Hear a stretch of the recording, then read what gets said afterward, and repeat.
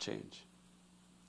Yet, we have decided to take the lead as we consider addressing climate change a universal responsibility. We have launched an extremely ambitious program to plant 10 billion trees in the next 3 years as a contribution to mitigating the effects of climate change. Mr. President, the pandemic was an opportunity to bring humanity together. Unfortunately, it has instead fanned nationalism, increased global tensions, and given rise to racial and religious hatred and violence against vulnerable minorities in several places. These trends have also accentuated Islamophobia. Muslims continue to be targeted with impunity in many countries. Our shrines are being destroyed. Our Prophet Muhammad sallallahu alaihi wasallam insulted. The Holy Quran burnt. And all this in the name of freedom of speech. Incidents in Europe, including republication of blasphemous sketches by Charlie Hebdo, are recent examples. We stress that willful provocations and incitement to hate and violence must be universally outlawed. This assembly should declare an international day to combat Islamophobia and build a coalition to fight the scourge that splits humanity. Mr. President, the one country in the world today where I'm sad to say the state sponsors Islamophobia, and that is India. The reason behind this is the RSS ideology that unfortunately rules India today. This extremist ideology was founded in the 1920s. The RSS founding fathers were inspired by the Nazis, and they adopted their concepts of racial purity and supremacy. While the Nazis' hate was directed at the Jews, the RSS directs it towards the Muslims and to a lesser extent, the Christians. They believe that India is exclusively for Hindus and others not equal citizens. The secularism of Gandhi and Nehru has been replaced by the dream of creating a Hindu Rashtra by subjugating, even cleansing India's 200 million Muslims and other minorities. In 1992, the RS destroyed the Babri Masjid. In 2002, some 2,000 Muslims were slaughtered in Gujarat, and this was under the watch of Chief Minister Modi. In 2007, over 50 Muslims were burnt alive by RSS arsonists aboard the Samjhota Express train. In Assam, around 2 million Muslims face the prospects of being arbitrarily stripped of their nationality through the adoption of discriminatory laws. There are reports of large concentration camps being filled by Muslim Indian citizens. Muslims were falsely blamed, vilified, and victimized for spreading the coronavirus. They were denied medical attention on many occasions. Their businesses were boycotted.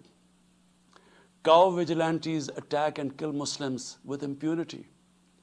Last February, Muslims faced targeted killings with police complicity in New Delhi. Mass registrations in the past have often been a precursor to genocide. For example, the Nuremberg laws in Germany in 1935, and then in 1982 in Myanmar. The Hindutva ideology is set to marginalize almost 300 million human beings, Muslims, Christians, and Sikhs. This is unprecedented in history, and this does not augur well for the future of India. As we all know that marginalization of human beings leads to their radicalization. Mr. President, for over 72 years, India has illegally occupied Jammu and Kashmir against the wishes of the Kashmiri people and in blatant violation of the resolutions of the Security Council, and indeed its own commitments to the people of Kashmir.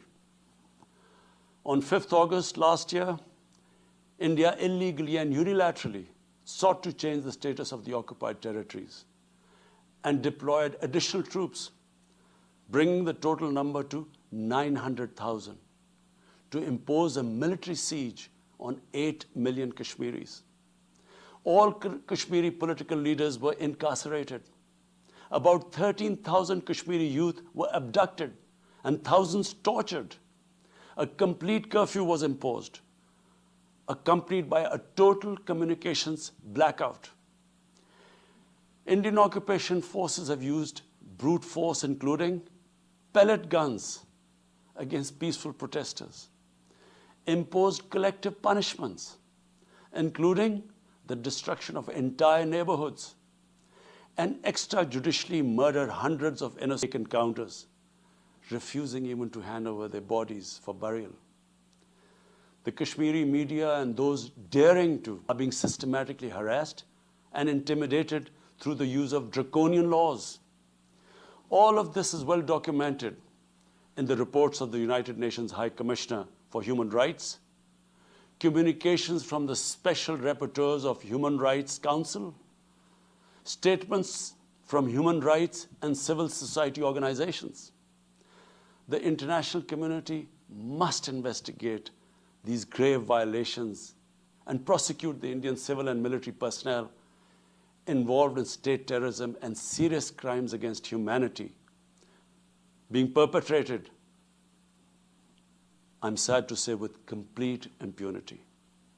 The objective of this brutal campaign is to impose what the RSS-BJP regime has itself called the final solution for Jammu and Kashmir. To this end, the military siege is being followed by moves to change the demographic structure of the occupied territory. This is an attempt to obliterate the distinct Kashmiri identity in order to effect the outcome of a plebiscite envisaged in the UN Security Council resolutions. This action is in violation of the UN Charter, Council resolutions, and international law, particularly the 4th Geneva Convention. Changing demographic structure of occupied territory is a war crime. Mr. President, the brave Kashmiri people will never submit to Indian occupation and oppression. Their struggle is indigenous. They are fighting for a just cause, and generation after generation have laid down their lives to rid themselves of Indian occupation. The government and people of Pakistan are committed to standing by and supporting their Kashmiri brothers and sisters in the legitimate struggle for self-determination. Mr. President, in order to divert attention from its illegal actions and atrocities in Indian-occupied Jammu and Kashmir, India is playing a dangerous game of upping the military ante against Pakistan in a nuclearized environment. Despite constant Indian provocations and ceasefire violations along the line of control and the working boundary, targeting innocent civilians, Pakistan has exercised maximum restraint. We have consistently sensitized the world community about a false flag operation and another ill-conceived misadventure by India. My parents, Mr. President, were born in the colonial India, and I was the first generation that grew up in an independent Pakistan. I want to make it clear that any attempt by the fascist, totalitarian, RSS-led Indian government to aggress against Pakistan will be met by a nation that will fight for its freedom to the end. Mr. President, there will be no durable peace and stability in South Asia until the Jammu and Kashmir dispute is resolved on the basis of international legitimacy. Kashmir has been rightly described as a nuclear flashpoint. The Security Council must prevent a disaster conflict and secure the implementation of its own resolutions, as it did in the case of East Timor. The Council has considered the situation in Jammu and Kashmir 3 times in the past year. It must take appropriate enforcement actions. It must also take steps to protect the Kashmiris from an impending genocide by India. Pakistan has always called for a peaceful solution. To this end, India must ascend. To reach this end, India must ascend the measures it has instituted since 5th August 2019, end its military siege and other gross human rights violation, and agree to resolve the Jammu and Kashmir dispute in accordance with the relevant UN Security Council resolutions, and of course, the wishes of the people of Kashmir. Mr. President, Pakistan's desire for peace in our region is also manifest in our efforts to promote a political solution in Afghanistan. I have consistently maintained over the past 2 decades that there is no military solution to the conflict in Afghanistan. The only way forward was and is a political settlement, which involves the full spectrum of Afghanistan's political actors. Pakistan fully facilitated the process that culminated in the US-Taliban peace agreement on 29 February 2020. Pakistan is deeply gratified that it has fulfilled its part of the responsibility. The Afghan leaders must now seize this historic opportunity to achieve reconciliation and restore peace in the war-torn country.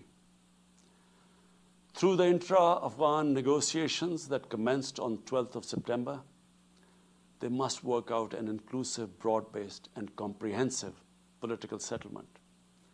The process must be Afghan-led and Afghan-owned, and without any interference or outside influence. Early return of Afghan refugees must be part of this political solution. After almost 2 decades of war, it is imperative not to allow spoilers within and outside Afghanistan to subvert the peace process. Peace and stability in Afghanistan will open new opportunities for development and regional connectivity. Mr. President, Palestine remains a festering wound, the Middle East, and actually the world. Illegal annexations of Palestinian territory, the building of illegal settlements, and the imposition of inhuman living conditions on the Palestinian people, especially in Gaza, can lead to a troubled region.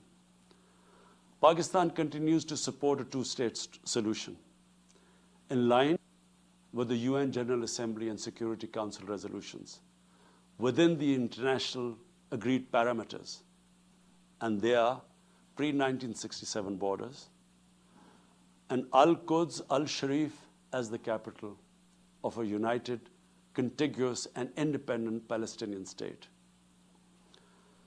Mr. President, the United Nations remains the best legitimate avenue for collective action in managing international conflicts, fostering peace and security, promoting equitable development, and addressing global problems.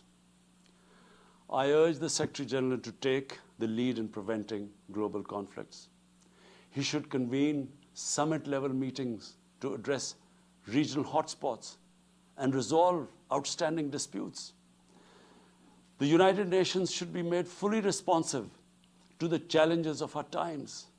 A comprehensive reform of the United Nations, including the Security Council, is essential to promote greater democracy, accountability, transparency, and efficiency. Pakistan will continue to participate actively in this process and endeavor with other member states to build a world where conflict is outlawed and equitable prosperity for all pursued in conditions of peace and security. I thank you.